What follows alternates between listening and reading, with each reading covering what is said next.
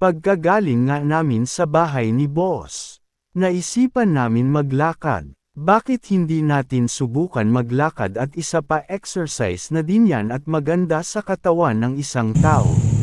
Marami kang ang makikitang magagandang tanawin dito sa BGC. Bukod sa nagaganda ang matataas na building, nandito na din yung magandang pasyalan sa High Street. Bukod dyan madami din magagandang babae mga car. Tatlo nga kami naglalakad dito, si Michael at si Sir Christian ang bagong hire na admin assistant din namin. Hindi mo iindahin ang pagod kasi malilibang ka naman talaga dito sa BGC. Mag 2 years and 2 month na pala ako maintenance dito sa pinapasukan kong kumpanya mga car. Kaya medyo okay naman ang income. Pero hindi pa din sapat ang kinikita ko. Kaya Sabado at Linggo nagsa-sideline pa ako sa iba. Kailangan kasi magdadalaw na yung anak ko.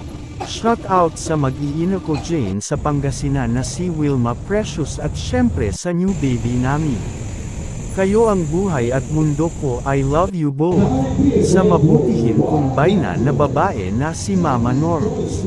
Thank you po sa pag-aasikaso at pag-aalaga sa mag-iina ko. Shout out sa inyo Jane sa Pangasinan. Yun nga, nalibang na kami dito habang naglalakad pabalik na ng office. Video gawa ng content. Isa din kasi ako sa nangangarap na maging isang content creator. Dun nga po pala sa hindi pa nakakapag-follow, mag-follow na po kayo sa Facebook page ko. Ito po yung page ko, Darling Reality TV Vlog. Thank you guys, follow nyo lang ako. Kaya habang may buhay mangarap ka. Nalibang na nga kami dito kalalakad pabalik ng office. Enjoy talaga mga cars lalo na pag magandang lugar o tanawin ang makikita mo. Hindi mo iindahin ang pagod.